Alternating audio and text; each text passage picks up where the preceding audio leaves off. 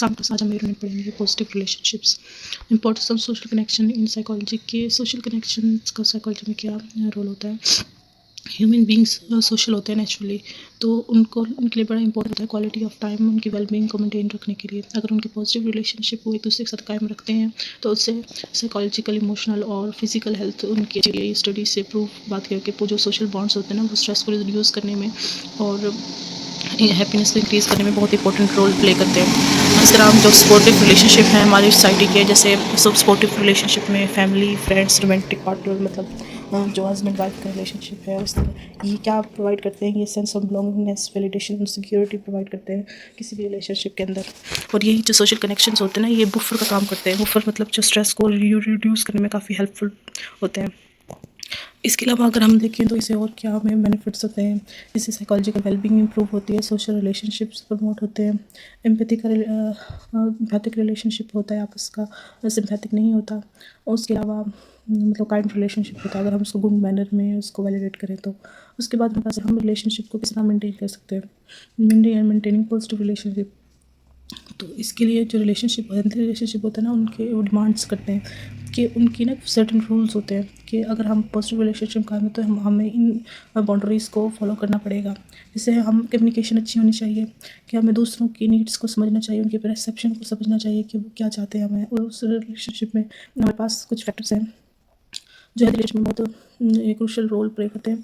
जैसे सबसे पहले इफेक्टिव कम्युनिकेशन। अच्छा, कम्युनिकेशन सिर्फ ये नहीं है कि हमने अच्छी बातचीत कर ली तो ये कम्युनिकेशन आ गया। इफेक्टिव कम्युनिकेशन में आता है हमारी लिसनिंग स्किल्स अच्छी होनी चाहिए, हमें दूसरों को थॉट्स को समझना चाहिए। और अगर वो हमें क्रिटिसाइज़ करते हैं किसी भी चीज़ पे जो हमारी नेगेटिव है, तो हमारे अंदर इतनी विलनेस होनी चाहिए कि हम उसको एक्सेप्ट कर सकें। तो ये सारी चीज़ें पॉजिटिव और इफेक्टिव कम्युनिकेशन में आ जाती हैं। और कम्युनिकेशन स्किल्स में और ये चीज़ें भी आती है कि हम अपनी नीड्स को, डिज़ायर्स को, फीलिंग को किस तरह एक्सप्रेस कर रहे हैं थ्रू इमोशंस, थॉट्स, ठीक है। और दूसरों को भी इसी तरह समझ रहे हैं। इसमें जो कम्युनिकेशन की टाइप्स में एक टाइप है एक्टिव लिसनिंग। एक्टिव लिसनिंग जो होती है गुड कम्युनिकेशन का पार्ट होती है। इसे क्या कहते हैं कि हमें कंसंट्रेटिंग करने में, अंडरस्टैंडिंग, रिस्पॉन्डिंग और रिमेंबरिंग में बहुत हेल्पफुल होती है। इसे हम दूसरों के थॉट्स को पहले समझते हैं कि वो अगला बंदा हमसे कहना क्या चाह रहा है। इसी तरह अगर हमारे अंदर मिसअंडरस्टैंडिंग होती है तो वो किस वजह से होती है, वो मिसकम्युनिकेशन की वजह से होती है, और फिर वो कन्फ्लिक्ट और फ्रस्ट्रेशन बढ़ती है। नेक्स्ट हमारे पास है एम्पैथी। एम्पैथी और सिंपैथी का आप लोगों ने कॉन्सेप्ट पहले ही क्लियर है आप लोगों का।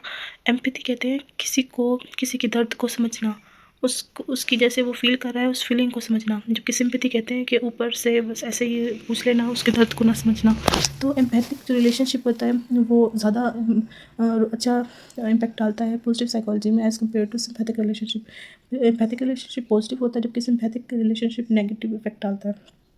अच्छा, इसकी डेफिनेशन क्या है? Capability to understand and share the feeling of others. कि हम ना ऐसी हमारी कैपेबिलिटी जिसमें हम दूसरों की फीलिंग्स को शेयर करते हैं, उसको हम एम्पैथी कहते हैं। और ये पॉजिटिव साइकोलॉजी में इसका बहुत इंपॉर्टेंट रोल होता है। ये हमें शो करता है, कंफर्ट शो करता है, एश्योरेंस शो करता है कि दूसरे हमारी तकलीफ में हमारे साथ हैं। और उससे क्या होता है, ये ह्यूमन नेचर है कि अगर हमें सोशल सपोर्ट मिलती है तो हम हमारे इमोशंस और थॉट्स हैं वो कम हो जाते हैं, जिस पहले केस पर जिस ट्रॉमा में वो होते हैं। इसी तरह हमारे पास एम्पैथी की दो टाइप है। पहली है कोग्निटिव और इमोशनल टाइप है। कोग्निटिव एम्पैथी क्या होती है? कोग्निटिव एम्पैथी कहते हैं understand and others person thoughts and perspective. हम किसी के थॉट और पर्सपेक्टिव को समझते हैं, इसको कोग्निटिव एम्पैथी कहते हैं। जबकि इमोशनल एम्पैथी कहते हैं कि sharing in other person emotion, के दूसरे इंसान जो उसके इमोशंस है ऑन द स्पॉट उनको फील करना, उनको शेयर करना।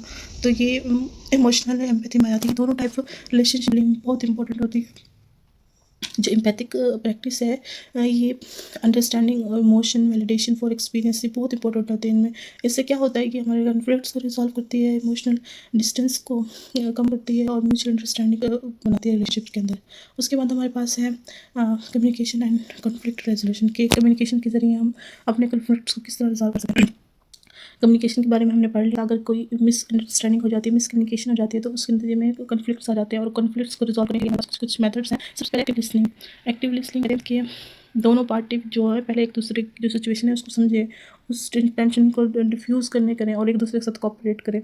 उसके बाद है कॉम्प्रोमाइजिंग। अगर हमारे अंदर किसी अंदर फीलिंग नहीं हुआ कॉम्प्रोमाइज़ करने के लिए, तो वहाँ पे भी कॉन्फ्लिक्ट्स रिजॉल्व होना बहुत मुश्किल होता है। किसी ना एक को पर रिलेशनशिप को चलाने के लिए कॉम्प्रोमाइज़ करना पड़ता है। तो ये कहते हैं कि उनके अंदर वो एबल होना चाहिए, वो विलिंग होना चाहिए कि half of of their want और फाइंड अ मिडल सोल्यूशन, कि वो दोनों कोई ना कोई उस कन्फ्लिक्ट का मिडल सोल्यूशन होना, ताकि उनकी नीड्स भी सेटिस्फाइड हो जाए दोनों की, और वो फर्दर रिलेशनशिप को ख़राब ना करें। नेक्स्ट हमारे पास है non defensive communication. Defensive communication कहते हैं एटीट्यूड्स को, कि हम ना जिस मतलब नेगेटिव एटीट्यूड के साथ हम कॉन्फ्लिक्ट रिजॉल्व नहीं कर सकते।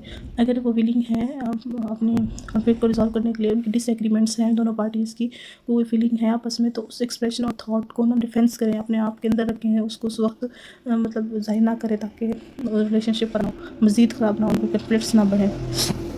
उसके बाद है टेक अ ब्रेक। अगर आप लोगों के इमोशन बहुत ज़्यादा इमोशनली हाई या कॉग्निटिवली हाई टॉक हो गई है एक दूसरे से, तो एक दूसरे पार्टीज़ को काम करने के लिए कुछ टाइम लेके वो एक दूसरे को हार्ट्स वर्ड्स बोलने के बजाय वो टाइम ले रिलेशनशिप में। उससे भी क्या होगा कि कितने जो वक्त के साथ वो कॉन्फ्लिक्ट तो रिजॉल्व नहीं होगा, लेकिन वो इमोशनल स्टेट है वो कम हो जाएगी। इससे जो ब्रेक डाउन के चांसेस होंगे वो कम होंगे। अच्छा, इफेक्टिव कॉन्फ्लिक्ट्स जो होते हैं ना, वो प्रिवेंट करते हैं रिलेशनशिप को ब्रेक डाउन से। अगर हम उनका सोल्यूशन निकाल लेते हैं टाइम पे, तो वो हमें ब्रेक डाउन से हमें बचा लेते हैं। और यही जो रिलेशनशिप होते हैं वो ट्रस्ट, अंडरस्टैंडिंग, इमोशनल सिक्योरिटी पे बेस करते हैं। अच्छा, ट्रस्ट और रिस्पेक्ट क्या होती है? ट्रस्ट और रिस्पेक्ट एक रिलेशनशिप, पॉजिटिव रिलेशनशिप बहुत इंपॉर्टेंट रोल प्ले करती है। अगर ट्रस्ट नहीं होता रिलेशनशिप में, तो वो रिलेशनशिप सस्टेन नहीं करता, उनका बॉन्ड वीक होता है। और ट्रस्ट ही है जिसकी वजह से वो रिलेशनशिप कंसिस्टेंट रहता है, रिलायबल रहता है, ओपन रहता है, और इंसान अपने आप को उस दूसरे इंसान के साथ कंफर्ट फील करता है, रिलेशनशिप होता है। उसके बाद हमारे पास है रिस्पेक्ट। रिस्पेक्ट कहते हैं रिलेशनशिप को मेंटेन करने, जो मेंटेन रखती है उसको रिलेशनशिप कहते हैं, उसको रिस्पेक्ट कहते हैं रिलेशनशिप के अंदर। जो हर कोई एक दूसरे की विशेज़, लिमिट्स और इंडिपेंडेंसी का ख्याल रखे, उनकी रिकॉर्ड रखे, तो उससे क्या होता है, हमारी जो इन्वायरमेंट होती है वो सेफ़ हो जाती है, सपोर्टिव हो जाती है, और मतलब उसको इमोशनली लवेबल हो जाती है। और इससे ये रिजल्ट निकलता है कि इमोशनल इंटीमेसी बहुत ज़्यादा हो जाता है, कंटेनमेंट हो जाती है, कि रिस्पेक्ट और ट्रस्ट ये दोनों बहुत इंपॉर्टेंट होते हैं। नेक्स्ट हमारे पास है एप्रिसिएशन एंड अफेक्शन। ये दो वर्ड हैं। एप्रिसिएशन क्या होता है, अफेक्शन क्या होता है? एप्रिसिएशन होता है किसी की पॉजिटिव चीज़ पे दाद देना, या अप्रिशिएट करना। दोनों क्वेश्चन टर्म्स हैं, रेगुलेटिव सेलिब्रेटिंग के लिए इस्तेमाल होती हैं। अफेक्शन कहते हैं वर्ड्स, फिजिकल टच और काइंडनेस गेस्चर, जो हमें रेनफोर्स करता है फीलिंग ऑफ लव और सपोर्ट में। इसका पॉजिटिव रेनफोर्समेंट है जो वो हेल्प करती है अंडरस्टैंड करने में, making easier way to navigate through challenges, maintain a full feeling connections, के हम अपने जो हेल्थी कनेक्शंस हैं उनको किस तरह मेंटेन करते हैं। अच्छा, मैंने आपको बताया था एप्रिशिएशन कहते हैं फिजिकल वर्ड टच और काइंड गेस्चर को, जबकि अफेक्शन कहते हैं इमोशनली अंडरस्टैंडिंग को, कि वो इमोशनली जो बॉन्ड होता है उसको कहते हैं अफेक्शन, जिसे हम बिना किसी को कहे, बिना कुछ कहे दूसरे की फीलिंग्स को समझ जाते हैं, वो अफेक्शन कहलाता है। ठीक है, ये हमारा था 8 चैप्टर। अल्लाह हाफिज़।